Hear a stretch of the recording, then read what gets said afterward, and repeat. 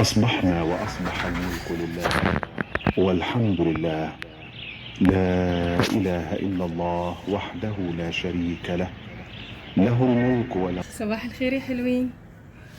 عاملين ايه؟ يا رب تكونوا بخير. النهارده بقى نفطر معاكم، نبدأ يومنا الأول بالفطار.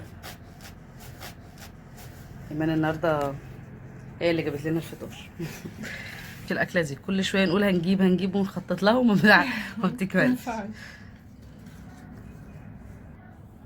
شو السندوتش الجميل. فطار في النملة. هنفطر ونروح نعمل قهوتنا. بس شاي بلبن معلش. ايمان بترضع الشاي بلبن. حبيبي.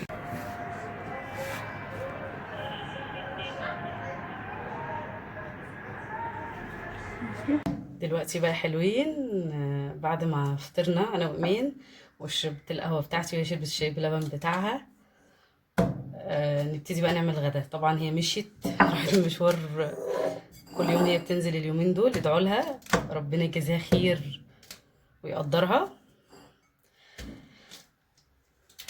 دلوقتي هنعمل مع بعض حواوشي سهل وسريع. انا بحب احط له فول صويا، برضه من الاكلات بالنسبه لي السريعه برضه الايام دي، ما بتاخدش تفاصيل كتير برضه، وبرضه عشان نفضل في سلسله تنظيفاتنا واللي ورانا.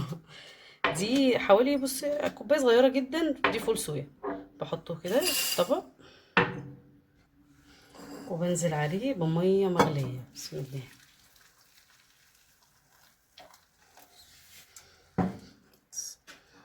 بفضل سايبيه منقوع كده يعني لحد ما احس ان هو بقى طري خالص في الميه المغليه، وبروح بقى اجهز بقيه حاجه اللحمه، التتبيله بتاعه اللحمه. ما تقلقوش يعني من فول الصويا، كده كده احنا بنستخدم حبه صغيرين يعني، فمش هيضر. اولا احنا مش بنحطه في كل الاكل، وبنحط بنسبه صغيره جدا يعني. النسبه احنا متحكمين فيها، متهيألي افضل من الحواوشي بتاع بره.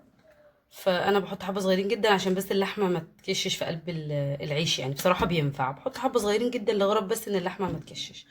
جربوه والله هيعجبكم جدا. هنا اهو قطعت بصل، فلفل اخضر وفلفل احمر. مهم قوي مع الحواوشي الفلفل الاحمر.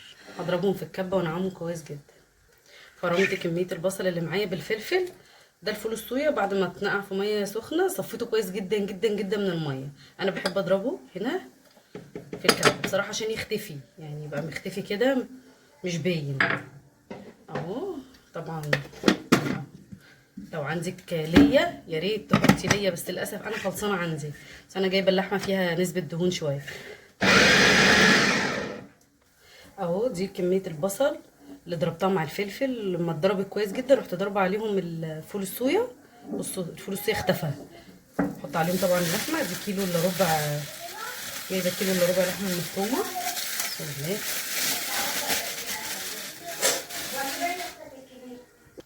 اهو.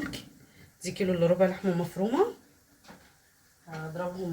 هقلبهم مع بعض كويس جدا. الاول هنزل عليهم بالتوابل بتاعتي. بصوا دي بهارات، دي خلطه حواوشي صراحه اول مره اجربها. بسم الله نجرب. هما المفروض قالوا محتويات الكيس على نص لحمه، بس انا مش هحط دي كلها، حاسه ان هي تبقى توابل اوفر يعني. هقلبهم مع بعض، تبتدي تعجني فيهم كده كويس جدا جدا جدا لحد ما تحسي ان البصل اختفى خالص مع الحاجه دي. هقلبهم كويس جدا وارجع لكم اهو. بصوا قلبتهم مع بعض كويس جدا. قعدت يعني ادخلهم في قلب التوابل اللحمه مع البصل والحاجه كويس جدا لحد بصوا ما اختفوا بقوا كلهم حاجه واحده. طبعا زي ما اتعودنا انا بعمل الحاجه اللي بالذات هتبقى تقعد في التتبيله بعملها اول حاجه في يوم عشان احطها في التلاجة واكمل بقى اللي ورايا براحتي. فانا دلوقتي اسيبها في التلاجة، لما اجي اعملها وانا بحطها في العيش هوريها لكم. كل ما تفضل في التتبيله كل ما تديكي طعم احسن.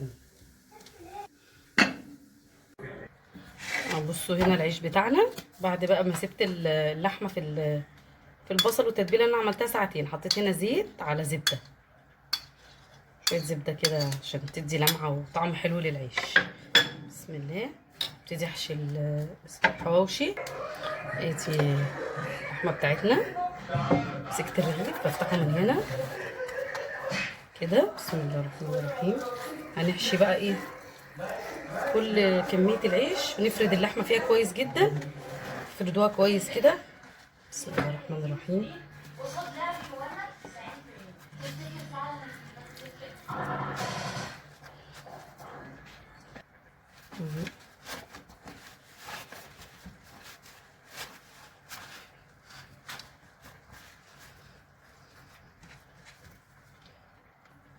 بصوا بعد ما بعمل بحشي العيش كده، بروح ماسكه الزبده والسمنه اللي انا عاملاهم على بعض.